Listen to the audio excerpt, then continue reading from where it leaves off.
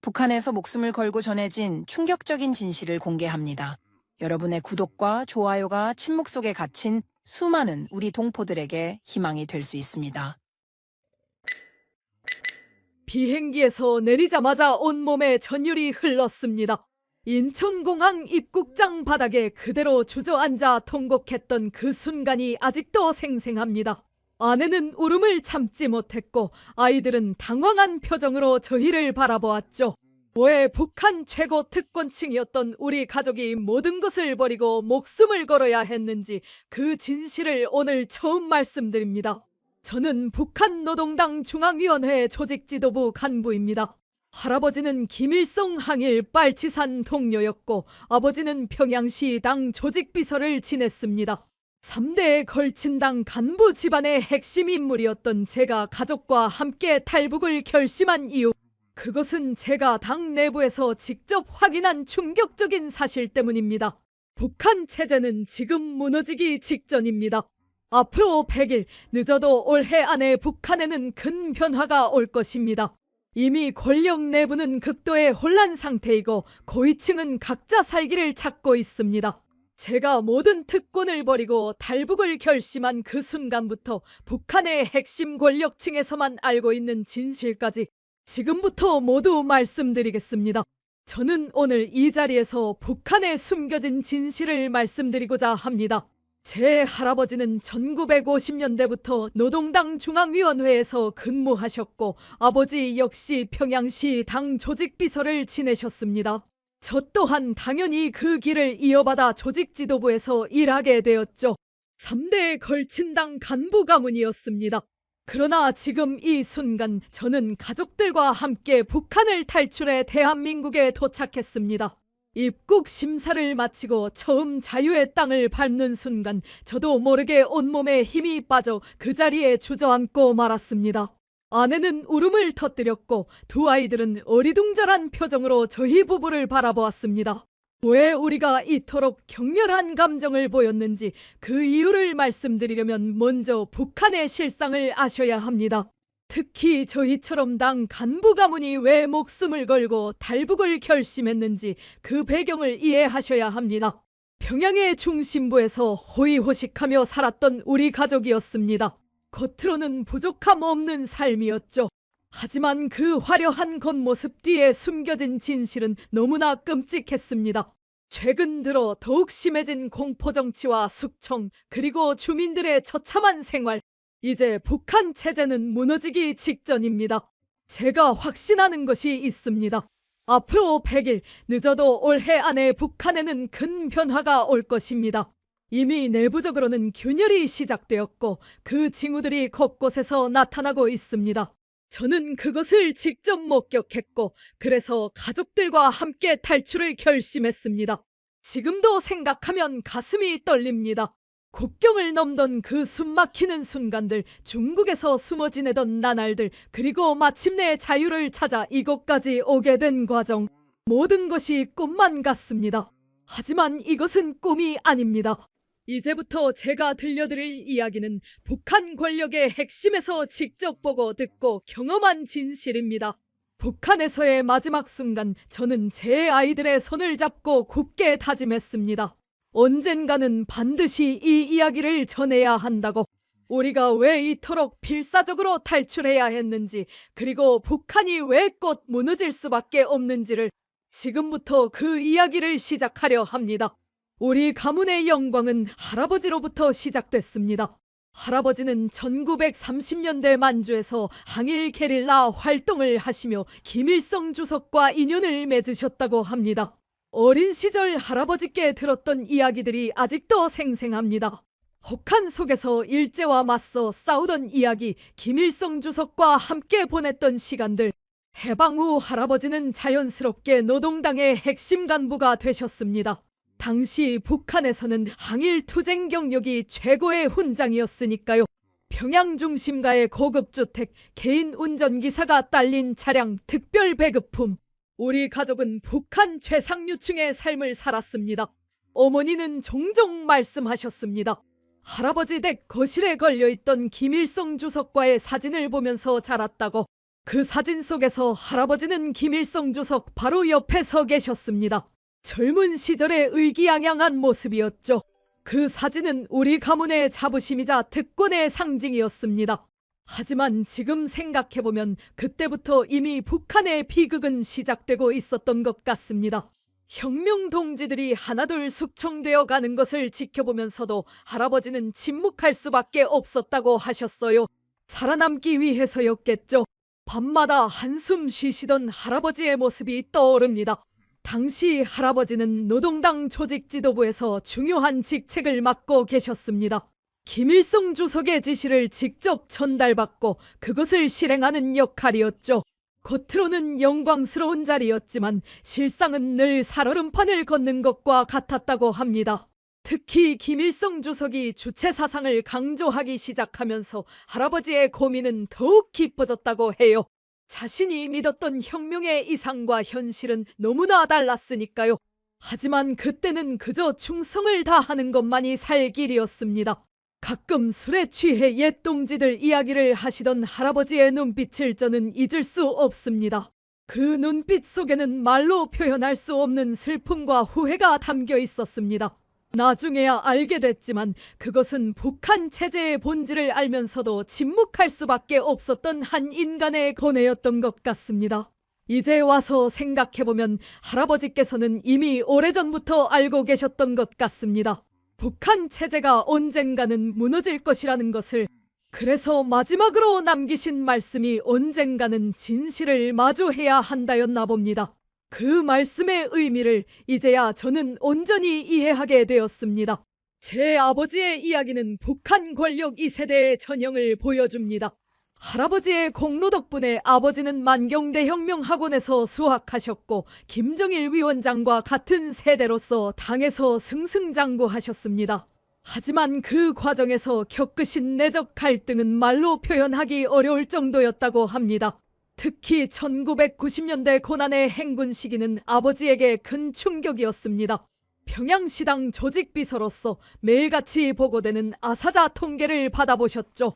겉으로는 위대한 장군님을 따라 고난의 행군을 승리적으로 완수하자를 외치면서도 밤마다 몰래 우시던 모습을 어머니는 지금도 잊지 못하십니다. 당시 아버지는 평양 시내 식량 배급을 총괄하는 위치에 계셨습니다.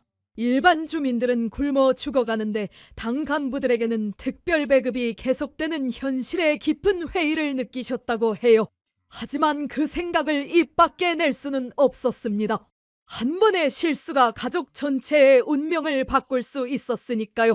더구나 아버지 세대는 주체 사상과 수령님에 대한 충성이 뼛속 깊이 박혀 있었습니다. 현실이 아무리 참혹해도 그것은 제국주의의 책동 때문이라고 자신을 세뇌시켜야 했습니다.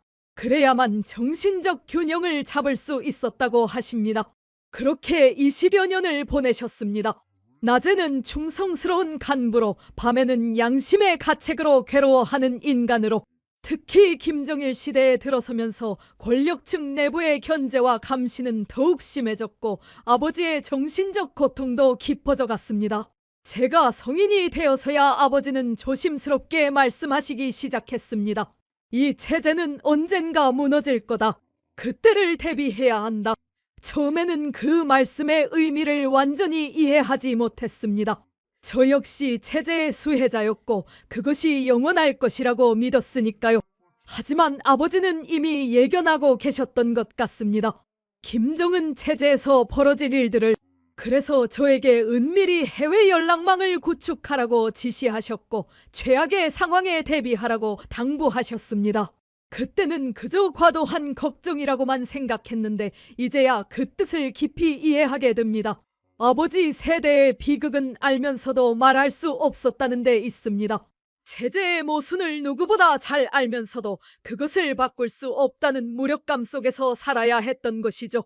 그런 아버지의 마지막 선택이 결국 저희 가족의 탈북이었습니다.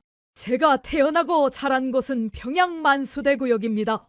당 간부 자녀들이 모여 사는 특별구역이었죠. 어린 시절부터 저는 북한에서 누릴 수 있는 최고의 특권을 누리며 자랐습니다. 매일 아침 검은색 벤츠가 저를 만경대혁명학원까지 데려다 주었고 최고급 간식과 수입 과자들이 넘쳐났습니다. 만경대혁명학원은 북한 최고 엘리트들의 산실이었습니다. 혁명 유가족과 고위 간부 자녀들만 다닐 수 있는 특별한 곳이었죠. 우리는 어린 시절부터 백두혈통의 계승자라는 자부심을 주입받았습니다. 매일 아침 김일성 주석과 김정일 위원장의 초상화에 인사하는 것으로 하루를 시작했죠. 교육 내용도 일반 학교와는 달랐습니다. 주체사상과 혁명 역사는 기본이고 외국어와 컴퓨터 같은 특별 교육도 받았습니다. 선생님들은 늘 우리에게 말씀하셨죠. 너희는 장차 조선노동당의 기둥이 될 사람들이라고. 그래서인지 어린 나이에도 엄청난 사명감과 책임감을 느꼈습니다. 그러나 지금 생각해보면 그곳에서의 교육은 철저한 세뇌였습니다. 우리는 외부 세계의 정보를 전혀 접할 수 없었고 오직 당이 제공하는 정보만을 진실이라고 믿어야 했습니다. 심지어 친구들 사이에서도 진심을 나누지 못했죠. 누가 나를 감시하고 있을지 모른다는 불안감이 항상 있었으니까요. 특히 기억에 남는 건 매주 진행된 생활총화입니다. 자아비판과 상호비판을 통해 서로를 감시하고 통제하는 시스템이었죠. 어린 나이에도 우리는 이미 정치적 언어를 구사하는 법을 배웠고 어떻게 하면 비판에서 살아남을 수 있는지를 터득해야 했습니다. 운동장에서 놀 때면 종정담 너머로 일반 학교 아이들이 보였습니다. 그들의 해진 옷과 말라깽이 모습이 눈에 띄었지만 그때의 저는 그것이 당연하다고 생각했습니다. 우리는 특별한 존재이고 그들은 일반 인민이라고 믿었으니까요. 지금 생각하면 가장 아픈 기억은 학우 중 한 명이 갑자기 사라졌을 때입니다. 나중에 알고 보니 그의 아버지가 숙청되었다고 해요. 하루아침에 친구는 인민의 적의 자식이 되어 감쪽같이 사라졌고 우리는 그의 이름조차 꺼내지 못했습니다. 그때 처음으로 이 체제의 무서움을 희미하게나마 느꼈던 것 같습니다. 하지만 그때까지만 해도 저는 이 모든 것이 정당하다고 믿었습니다. 체제가 우리에게 준 특권을 당연하게 여겼고 그에 대한 보답으로 충성을 다하는 것이 우리의 숙명이라고 생각했죠. 이런 생각이 바뀌기 시작한 것은 훨씬 나중의 일이었습니다. 26에 저는 노동당 조직지도부 간부가 되었습니다. 3대째 이어진 당 간부 가문이었기에 자연스러운 수순이었죠. 제 담당 업무는 당 고위층의 동향을 파악하고 보고하는 것이었습니다. 겉으로는 화려해 보이는 자리였지만 실상은 갈날 위를 걷는 것과 다름없었습니다. 매일 아침 7시 저는 평양 중심가에 있는 당 청사로 출근했습니다. 방탄 메르세데스 벤츠를 타고 가면서도 늘 뒷좌석에서 긴장을 늦출 수 없었습니다. 언제 어디서 누가 나를 감시하고 있을지 모르니까요. 심지어 운전기사조차 저를 감시하는 요원일 수 있었습니다. 제 사무실은 당 청사 8층에 있었습니다. 창문 너머로 평양 시내가 한눈에 들어왔죠. 매일 새벽부터 밤늦게까지 당 간부들의 동향을 정리하고 보고서를 작성했습니다. 누가 누구를 만났는지, 어떤 대화를 나눴는지, 심지어 그들의 표정까지 세세하게 기록해야 했습니다. 가장 힘들었던 것은 같은 공간에서 일하는 동료들과도 진심 어린 대화를 나눌 수 없다는 점이었습니다. 모두가 서로를 감시했고 한마디 실수가 목숨을 앗아갈 수도 있었으니까요. 점심시간에도 혼자 식사하는 것이 안전했습니다. 특히 충격적이었던 것은 고위 간부들의 이중적인 모습이었습니다. 회의장에서는 위대한 영도자 동지를 위해 목숨을 바치겠다고 외치다가도 뒤에서는 서로를 물어뜯고 음모를 꾸미는 모습을 수없이 목격했습니다. 그들의 충성은 대부분 위장된 것이었죠. 김정은 정권이 들어서면서 상황은 더욱 악화됐습니다. 숙청이 일상이 되었고 오늘의 동지가 내일의 적이 되는 일이 빈번해졌습니다. 저는 그 모든 과정을 문서로 정리하고 보고해야 했습니다. 매일 밤 악몽에 시달렸죠. 제가 가장 두려워했던 순간은 보고서를 작성할 때였습니다. 한 글자의 실수도 용납되지 않았고 모든 문장은 정치적으로 완벽해야 했습니다. 때로는 진실을 왜곡해야 할 때도 있었죠. 그때마다 양심의 가책으로 괴로웠지만 살아남기 위해서는 어쩔 수 없었습니다. 이런 생활이 5년째 되던 해 저는 극도의 정신적 스트레스에 시달리고 있었습니다. 밤마다 식은땀을 흘리며 깨어났고 위장병도 심해졌습니다. 하지만 그 누구에게도 이런 증상을 말할 수 없었죠. 병원에 가는 것조차 수많은 보고와 승인이 필요했으니까요. 당시에는 이것이 최고의 삶이라고 스스로를 위안했습니다. 하지만 지금 생각하면 그것은 감옥 같은 삶이었습니다. 화려한 겉모습 속에 숨겨진 공포와 불신, 그리고 끝없는 감시. 이것이 바로 북한 권력의 핵심부였습니다. 제 인생의 전환점은 2019년 봄 해외 파견 근무를 나갔을 때였습니다. 중국 선양에서 열리는 북중 경제협력회의에 참석하게 된 것이죠. 그곳에서 처음으로 저는 진정한 외부 세계를 마주하게 되었습니다. 호텔 방에서 우연히 한국 방송을 보게 되었습니다. 원래는 철저히 금지된 일이었지만 그날따라 왜 그랬는지 리모컨을 돌리다 한국 드라마가 나왔고 저는 그대로 얼어붙었습니다. 화면 속 서울의 모습은 제가 알고 있던 헐벗고 굶주린 남조선과는 너무나 달랐습니다. 더 충격적인 것은 현지 교포들과의 만남이었습니다. 그들은 조심스럽게 북한의 실상에 대해 물었고 저는 처음으로 제가 알고 있던 진실이 모두 거짓일 수 있다는 의심을 하게 되었습니다. 특히 한 탈북민 출신 사업가와의 비밀 만남은 제 인생을 완전히 뒤흔들어 놓았습니다. 그는 제게 말했습니다. 당신이 알고 있는 북한은 가짜입니다. 진짜 북한은 당신 같은 특권층 밑에서 신음하는 2,500만 주민들의 현실입니다. 처음에는 분노가 치밀었습니다. 하지만 그의 말은 제 마음 깊숙한 곳에 의문의 씨앗을 심어 놓았습니다. 평양으로 돌아온 후 저는 모든 것을 다르게 보기 시작했습니다. 매일 아침 마주치는 일반 주민들의 굶주린 눈빛, 무너져가는 건물들, 전기도 들어오지 않는 거리. 이전에는 당연하게 여겼던 것들이 이제는 참을 수 없는 모순으로 보였습니다. 특히 충격적이었던 것은 제가 작성하던 보고서들의 실체였습니다. 주민들의 생활 수준이 날로 향상되고 있다는 보고, 경제가 성장하고 있다는 통계, 이 모든 것이 조작된 거짓이었다는 사실을 깨달았습니다. 더 이상 양심의 가책 없이 일할 수 없었습니다. 밤마다 식은땀을 흘리며 고민했습니다. 이대로 살아야 하는가? 내 자식들에게도 이런 거짓된 삶을 물려줘야 하는가? 답은 명확했지만 행동으로 옮기기까지는 큰 용기가 필요했습니다. 가족 모두의 운명이 걸린 문제였으니까요. 점차 저는 은밀히 정보를 모으기 시작했습니다. 외부 세계의 실상, 탈북 경로, 필요한 자금, 당 간부라는 위치를 이용해 조금씩 준비해 나갔습니다. 매 순간이 위험의 연속이었지만 이미 돌아갈 수 없는 강을 건너고 있었습니다. 그리고 마침내 결정적인 사건이 일어났습니다. 제가 모시던 고위 간부가 갑자기 숙청되는 것을 목격한 것입니다. 그와 가까웠던 저도 언제든 같은 운명을 맞을 수 있다는 것을 깨달았죠. 더 이상 지체할 시간이 없었습니다. 처음으로 가족들과 진지한 대화를 나눈 것은 어느 늦은 밤이었습니다. 아이들을 재운 뒤 아내와 마주 앉았습니다. 처음에 탈북 이야기를 꺼냈을 때 아내는 창백해진 얼굴로 저를 바라보았습니다. 미쳤어요? 우리가 왜 탈북을 해요? 여기서 우리만큼 잘 사는 사람이 어디 있다고? 아내의 반응은 당연했습니다. 우리는 평양에서 최상층 생활을 하고 있었고 딸아이는 평양제일중학교에 다니고 있었으니까요.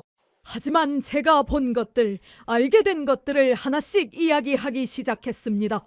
김정은 체제의 실상, 고위층 숙청의 공포, 그리고 머지않아 다가올 체제의 붕괴의 조짐들. 밤새도록 이야기를 나눴습니다.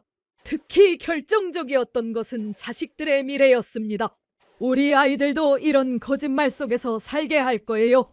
언제 숙청될지 모르는 공포 속에서. 이 말에 아내도 흔들리기 시작했습니다. 장인어른과 장모님께 이 이야기를 꺼냈을 때는 더 큰 충격이었습니다. 하지만 놀랍게도 장인어른은 오히려 담담하게 받아들이셨습니다. 나도 알고 있었다라는 한마디로 시작된 장인어른의 이야기는 수십 년간 간부로 지내면서 목격한 북한 체제의 민낯이었습니다. 가장 어려웠던 것은 아이들과의 대화였습니다. 13살 딸과 9살 아들에게 어떻게 설명해야 할지 우리는 처음에 잠시 외국 여행을 간다고 했습니다. 하지만 똑똑한 딸아이는 금방 눈치를 챘고 밤마다 울었습니다. 학교 친구들과 헤어져야 한다는 사실이 그 아이에겐 너무 큰 충격이었나 봅니다. 한 달 동안 매일 밤 가족회의가 이어졌습니다. 때로는 격렬한 다툼도 있었고 때로는 함께 울기도 했습니다. 탈북이 실패하면 우리 가족 모두가 정치범 수용소로 끌려갈 것이라는 사실을 알기에 결정을 내리기가 쉽지 않았습니다.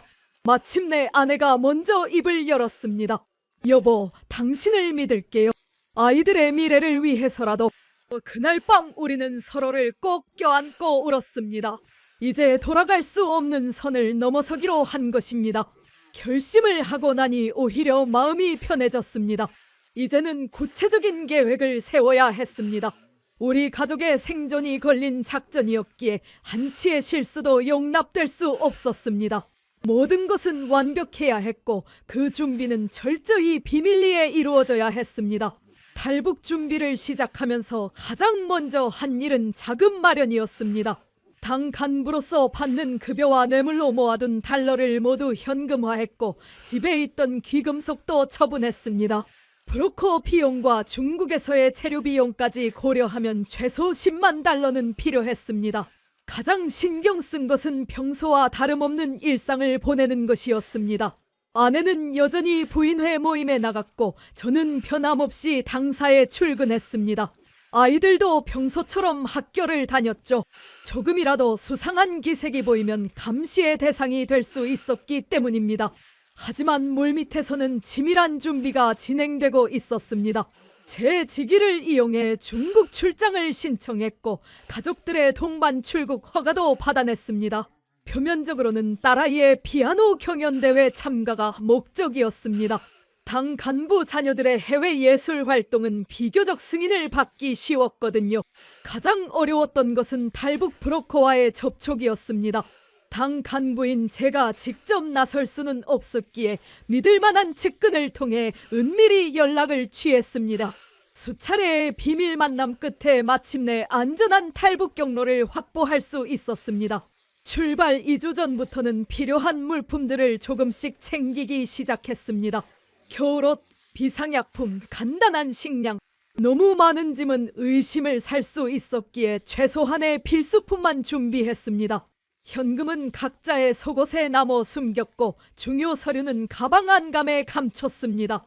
특히 신경 쓴 것은 아이들의 심리적 준비였습니다. 갑작스러운 환경 변화에 대비해 은근슬쩍 한국 드라마나 영화를 보여주기 시작했고 나만의 생활상도 조금씩 이야기해 주었습니다. 물론 이 모든 것은 철저히 비밀리에 이루어져야 했습니다. 출발 전날 밤 우리 가족은 마지막으로 평양집에서 저녁을 함께 했습니다. 언제 다시 이곳을 볼 수 있을지, 아니 다시 볼 수 있을지조차 알 수 없었습니다. 창밖으로 보이는 평양의 야경을 바라보며 우리는 모두 깊은 감정에 잠겼습니다. 그날 밤 아무도 잠을 이루지 못했습니다. 아내는 집안 곳곳을 돌아보며 눈물을 훔쳤고 아이들은 불안한 듯 서로를 껴안고 있었습니다. 저는 마지막으로 한 번 더 계획을 점검했습니다. 이제 돌아갈 수 없다는 것을 알았기에 모든 것이 완벽해야 했습니다. 다음 날 새벽 우리는 조용히 집을 나섰습니다. 평소와 다름없는 출근길, 등교길처럼 보여야 했습니다. 하지만 우리 모두는 알고 있었습니다. 이것이 우리 인생의 가장 큰 도박이며 동시에 유일한 희망이라는 것을. 탈북의 순간은 평양의 한 호텔에서 시작됐습니다. 중국 출장을 위해 머무는 것처럼 보이기 위해 일부러 선택한 장소였죠. 그날 밤 11시 우리는 미리 약속된 호텔 직원의 도움으로 비상계단을 통해 건물을 빠져나왔습니다. 주차장에는 이미 브로커가 보낸 차량이 대기하고 있었습니다. 평양을 벗어나는 순간 아내가 내 손을 꼭 잡았습니다. 그 손이 얼마나 차갑고 떨리던지 아이들은 뒷좌석에서 조용히 잠든 척하고 있었습니다. 어린 나이에도 상황의 심각성을 이해하고 있었나 봅니다. 국경으로 향하는 8시간의 여정은 생사의 갈림길이었습니다. 검문소마다 심장이 멎는 것 같았습니다. 다행히 제 신분증과 미리 준비한 특별 통행증이 효과가 있었습니다. 당 간부라는 신분이 마지막으로 우리를 도운 셈이죠. 새벽 4시 마침내 두만강 인근에 도착했습니다. 이제 진짜 시작이었습니다. 강을 건너기 전 우리는 잠시 숨을 고르며 서로를 바라보았습니다. 뒤돌아보면 안 된다고 수없이 다짐했지만 저도 모르게 평양 방향을 한번 돌아보고 말았습니다. 국경 경비병들의 교대 시간에 맞춰 행동을 개시했습니다. 아내는 떨리는 손으로 아이들의 옷매무새를 다듬었고 저는 마지막으로 한 번 더 주변을 살폈습니다. 그리고 브로커의 신호와 함께 우리는 강을 향해 달리기 시작했습니다. 얼음이 살짝 얼기 시작한 두만강물은 생각보다 깊었습니다. 어린 아들은 제 등에 엎였고 딸아이는 아내가 안고 있었습니다.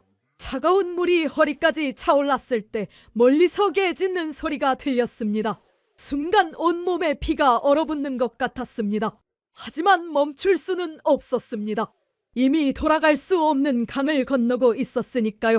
아이들이 울음을 터뜨리지 않은 것이 지금 생각해도 기적 같습니다.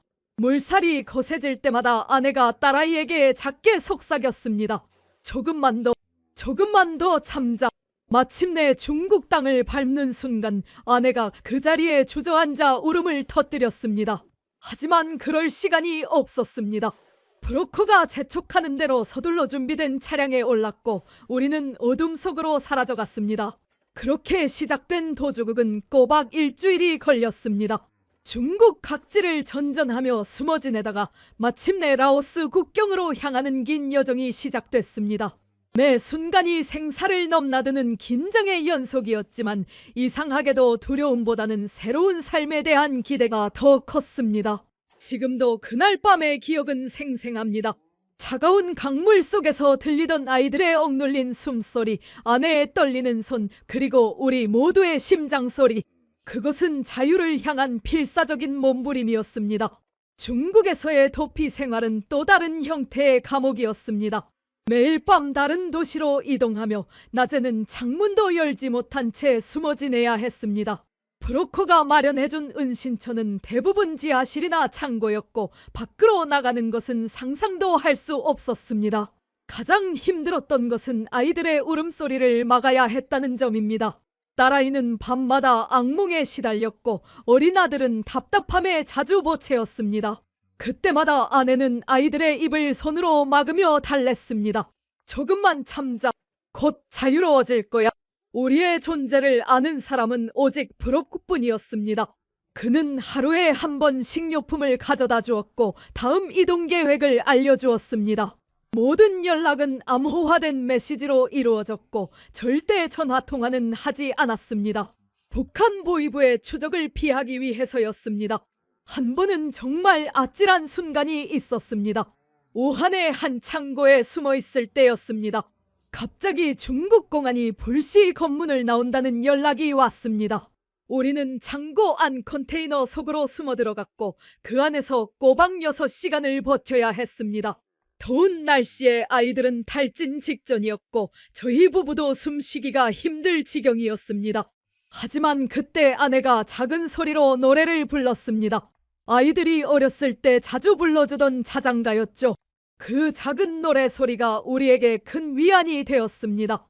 쿤밍에 도착했을 때는 이미 탈북한 지 보름째였습니다. 이곳에서 우리는 라오스 국경을 넘기 위한 마지막 준비를 했습니다. 새로운 위조 여권이 필요했고 국경 수비대를 피해갈 루트도 확보해야 했습니다. 이 시기에 가장 걱정됐던 것은 북한에 남겨둔 가족들의 안전이었습니다. 우리의 탈북 사실이 발각되면 그들은 모두 정치범 수용소로 끌려갈 것이 분명했습니다. 그래서 우리는 평양에서 출발하기 전 가족들에게 아무것도 알리지 않았습니다. 브로커는 우리에게 말했습니다. 이제 거의 다 왔습니다. 라오스만 넘어가면 한국 대사관의 보호를 받을 수 있습니다. 그 말을 들으며 우리는 서로를 바라보았습니다. 눈물 속에서도 희망이 보였습니다. 한 달이 넘는 도피 생활 동안 우리 가족은 그 어느 때보다 강하게 뭉쳤습니다. 서로를 의지하고 격려하면서 새로운 삶에 대한 꿈을 키워갔습니다. 이제 와서 생각해보면 그 힘든 시간이 오히려 우리를 더 단단하게 만들어준 것 같습니다. 라오스 국경을 넘기 위해 우리는 밤중에 산길을 걸어야 했습니다. 아이들의 신발에는 고무를 덧대어 소리가 나지 않게 했고 짐도 최소한으로 줄였습니다. 국경 수비대의 순찰 시간을 피해 움직여야 했기에 달빛에 의지해 걸어야 했습니다. 우리를 인도하는 현지 안내인은 거의 말이 없었습니다. 오직 손짓으로만 의사소통을 했죠. 그는 우리보다 앞서 걸으며 주기적으로 멈춰 서서 주변을 살폈습니다. 한 번은 갑자기 손을 들어 신호를 보내더니 우리를 급하게 숲을 속으로 끌어당겼습니다. 잠시 후 순찰 차량이 지나갔죠. 딸아이가 발목을 삐었을 때가 가장 위험한 순간이었습니다. 울음을 참으며 절뚝거리는 모습이 안쓰러웠지만 멈출 수는 없었습니다. 제가 딸을 등에 업고 아내는 아들의 손을 잡고 걸었습니다. 그렇게 8시간을 쉬지 않고 걸었습니다. 마침내 라오스 국경을 넘어섰을 때는 이미 동이 틀 무렵이었습니다. 안내인은 우리를 작은 마을의 한 집으로 데려갔습니다. 그곳에서 우리는 하루를 숨어 지내며 다음 단계를 준비했습니다. 비엔티안에 있는 한국 대사관으로 가기 위해서였죠. 그런데 그때 예상치 못한 소식이 들려왔습니다. 북한 보위부가 우리의 행적을 추적하고 있다는 것이었습니다.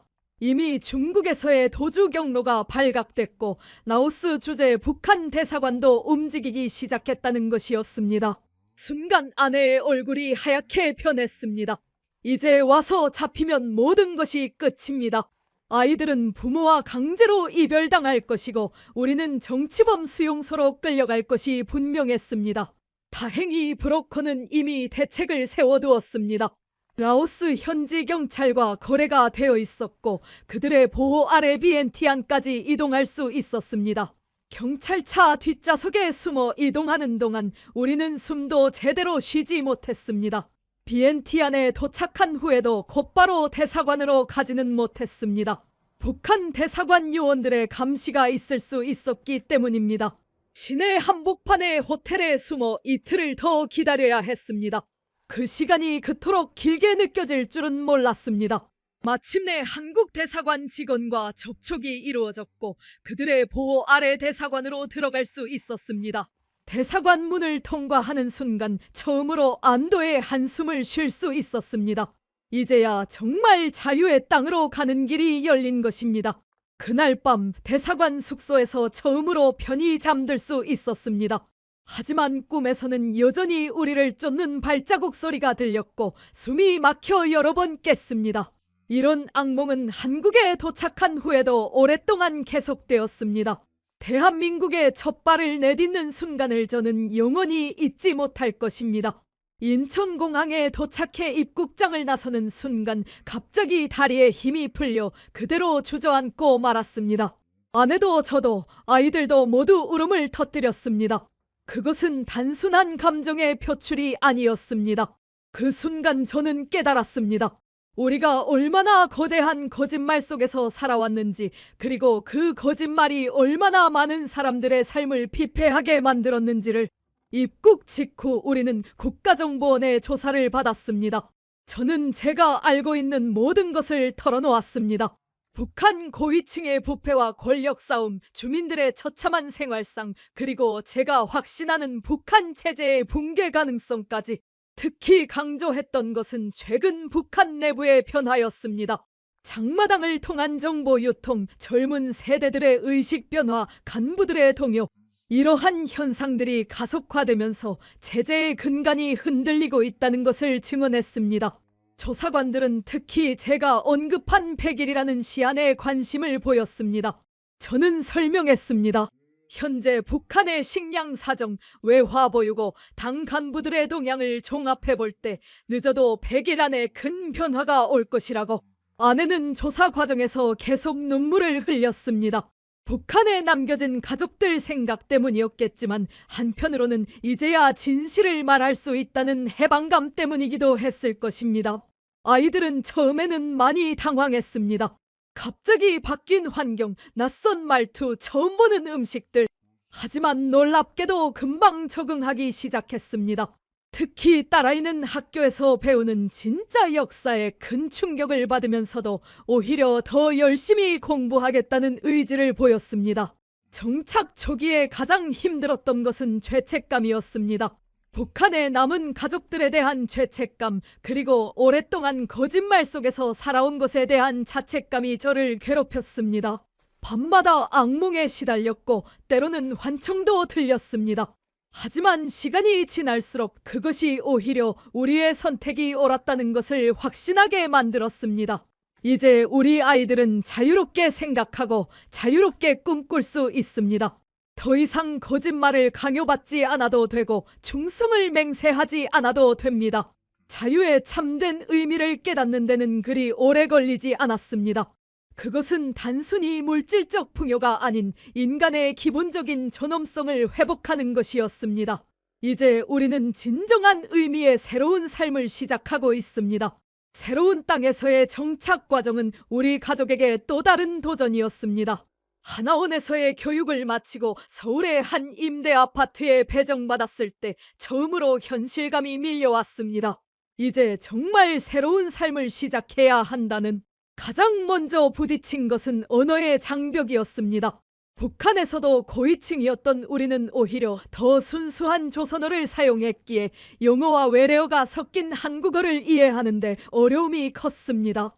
특히 아이들은 학교에서 친구들과 소통하는데 큰 어려움을 겪었습니다. 아내는 처음으로 직업을 가져야 했습니다. 북한에서는 당 간부부인으로서 호의호식했지만 이제는 생계를 위해 일해야 했습니다.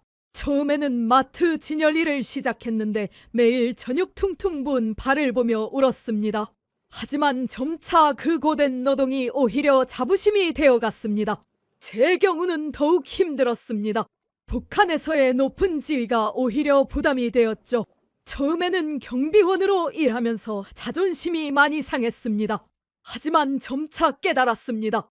진정한 자유는 스스로의 노동으로 얻는 것이라는 걸. 아이들의 적응은 예상보다 빨랐습니다.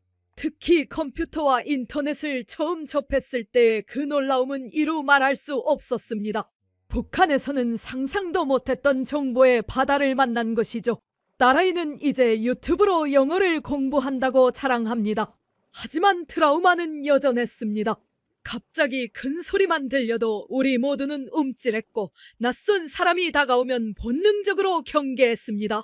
특히 아내는 한동안 현관문을 3번씩 잠그는 습관을 버리지 못했습니다.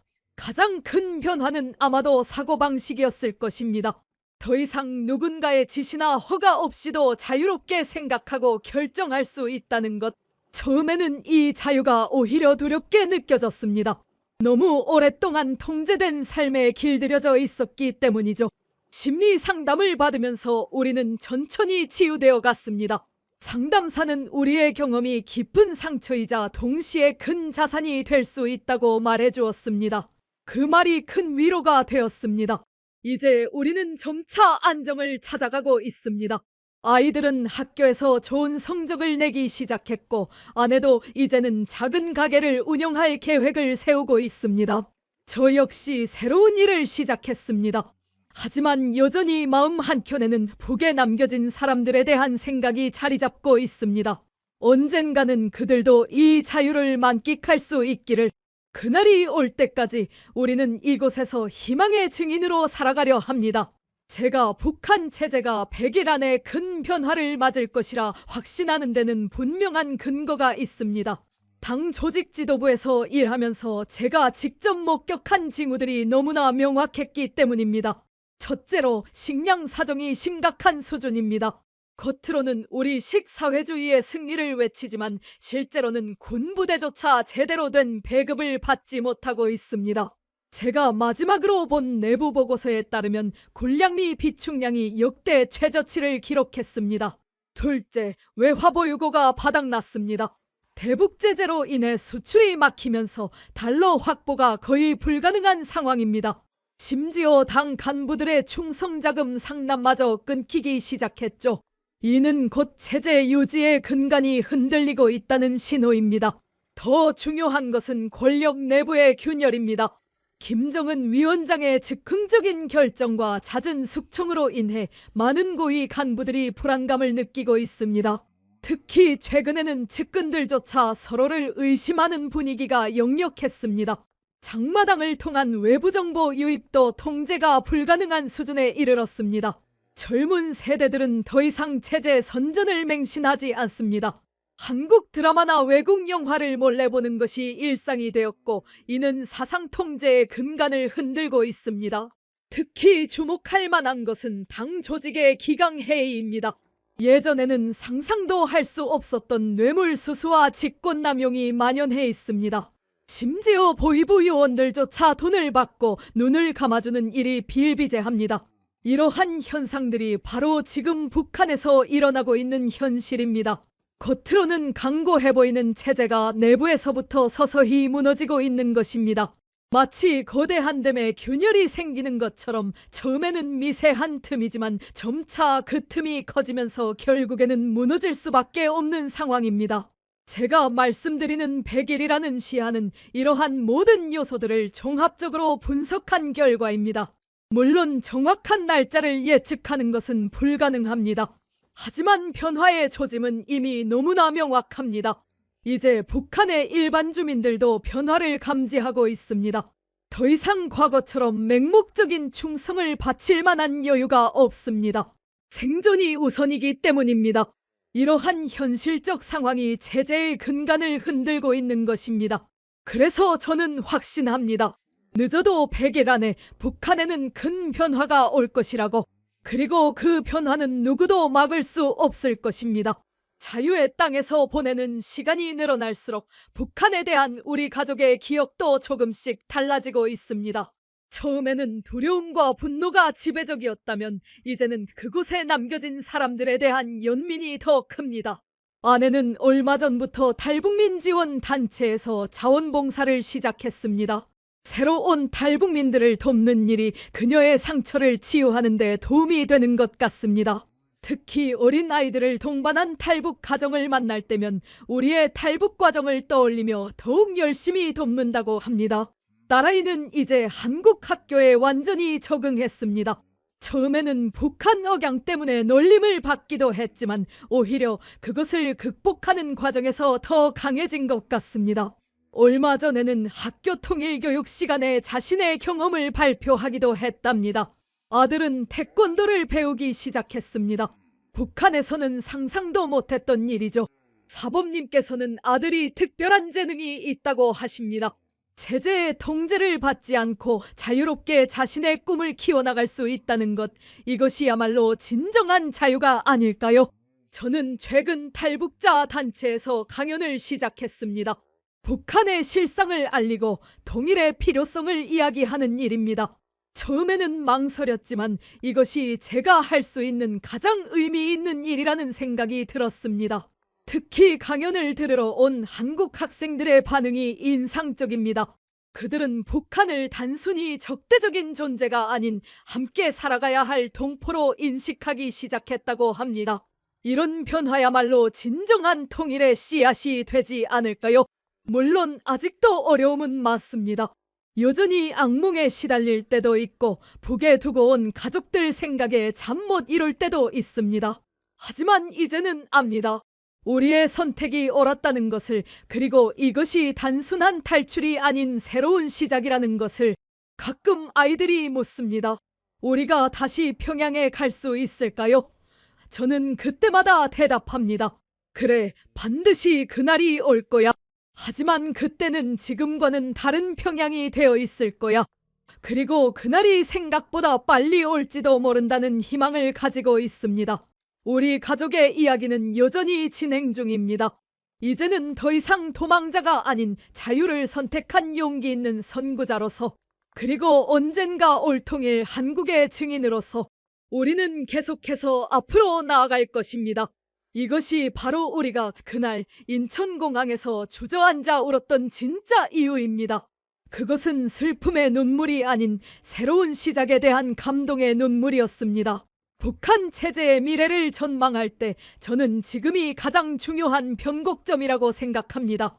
제가 보는 앞으로의 변화는 이렇게 진행될 것입니다. 우선 권력 핵심부의 균열이 가시화될 것입니다. 이미 시작된 고위층의 동요가 더욱 커질 것이고 이는 곧 측근들 간의 권력 다툼으로 이어질 수밖에 없습니다. 특히 군부와 당 조직 사이의 갈등이 표면화될 가능성이 높습니다. 두 번째로 경제적 붕괴가 가속화될 것입니다. 현재의 제재 국면에서 북한이 취할 수 있는 대안은 사실상 없습니다. 외화벌이의 주요 수단이었던 무역이 막히면서 권력층의 자금줄도 끊기게 될 것입니다. 이는 제재 유지의 근간을 흔들게 될 것입니다. 가장 주목해야 할 것은 주민들의 의식 변화입니다. 장마당 세대들은 더 이상 과거처럼 통제되지 않습니다. 그들은 이미 외부 세계의 정보를 접하고 있고 제재의 선전을 맹신하지 않습니다. 이러한 의식 변화는 돌이킬 수 없는 수준에 이르렀습니다. 한 가지 우려되는 점은 급변 사태 시의 혼란입니다. 통제가 느슨해지면서 발생할 수 있는 사회적 혼란, 권력 공백으로 인한 무질서, 이에 대한 준비가 필요합니다. 특히 핵무기와 같은 대량살 상무기의 통제 문제는 매우 중요한 사안이 될 것입니다. 하지만 저는 이러한 변화가 결국은 긍정적인 방향으로 흘러갈 것이라 믿습니다. 북한 주민들은 이미 변화를 갈망하고 있고 그들의 의식은 충분히 성숙해 있습니다. 문제는 그 변화의 시기와 방식일 뿐입니다. 특히 고무적인 것은 젊은 세대들의 변화입니다. 그들은 더 이상 백두혈통의 신화를 믿지 않습니다. 오히려 실질적인 삶의 질 향상에 관심이 있죠. 이러한 세대의 교체는 변화의 중요한 동력이 될 것입니다. 물론 이 과정에서 많은 어려움이 있을 것입니다. 하지만 이제 그 변화의 흐름은 거스를 수 없습니다. 마치 봄철 눈 녹듯이 천천히 하지만 확실하게 진행될 것입니다. 제가 확신하는 것은 이러한 변화가 생각보다 빨리 올 수 있다는 점입니다. 겉으로는 강고해 보이는 체제지만 내부는 이미 깊은 균열이 진행되고 있습니다. 그리고 그 균열은 시간이 갈수록 더욱 커질 것입니다. 이제는 변화를 준비해야 할 때입니다. 그 변화는 분명 올 것이고 우리는 그것을 현명하게 맞이해야 합니다. 그것이 바로 제가 이 이야기를 하는 이유입니다. 이제 마지막으로 드리고 싶은 말씀이 있습니다. 우리 가족의 탈북은 단순한 도피가 아니었습니다. 그것은 진실을 선택한 여정이었고 자유를 향한 투쟁이었습니다. 평양의 당 간부 가문에서 3대째 이어진 특권층의 삶을 버리고 목숨을 건 탈출을 감행한 것은 더 이상 거짓 속에서 살 수 없다는 양심의 결단이었습니다. 특히 우리 아이들에게 더 이상의 거짓된 삶을 물려주고 싶지 않았습니다. 지금 북한은 중대한 기로에 서 있습니다. 겉으로는 강건해 보이는 체제가 내부에서부터 서서히 무너지고 있습니다. 100일이라는 제 예측이 정확하지 않을 수도 있습니다. 하지만 변화는 반드시 올 것이고 그 시기는 우리가 생각하는 것보다 훨씬 빠를 수 있습니다.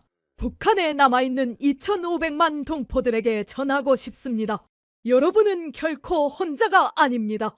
이곳에서 우리는 여러분의 자유를 위해 끊임없이 노력하고 있습니다. 언젠가 여러분도 거짓 없는 세상에서 자유롭게 살 수 있는 날이 반드시 올 것입니다. 특히 북한의 젊은이들에게 말씀드리고 싶습니다. 여러분이 보고 있는 세상은 진실의 일부분일 뿐입니다. 더 넓은 세상이 있고 더 많은 가능성이 있습니다. 그리고 그 진실을 알아가는 것을 두려워하지 마십시오. 한국 국민 여러분께도 부탁드립니다. 북한 주민들을 단순히 적이나 동정의 대상으로 보지 말아주십시오. 그들은 체제의 희생자이자 동시에 변화의 주역이 될 사람들입니다. 그들에 대한 이해와 관심이 통일의 첫걸음이 될 것입니다. 우리 가족의 자유를 향한 여정은 아직 끝나지 않았습니다. 여전히 많은 어려움이 있고 때로는 두렵기도 합니다. 하지만 우리는 알고 있습니다. 이것이 옳은 선택이었다는 것을, 그리고 이 선택이 더 많은 사람들에게 희망이 될 수 있다는 것을, 언젠가 평양의 거리에서 자유롭게 걸을 수 있는 날이 올 것입니다. 그날이 오면 우리는 더 이상 탈북민이 아닌 하나된 한반도의 자유로운 시민이 될 것입니다. 그때까지 우리는 계속해서 진실을 이야기하고 희망을 전할 것입니다. 이것이 우리가 그날 한국 땅을 밟자마자 주저앉아 울었던 진정한 이유입니다. 그것은 끝이 아닌 새로운 시작이었고 절망이 아닌 희망의 눈물이었습니다. 마지막으로 이 글을 읽는 모든 분들께 감사드립니다. 우리의 이야기가 작은 희망이 되길 바랍니다. 그리고 기억해 주십시오. 진실은 결코 침몰하지 않는다는 것을. 감사합니다.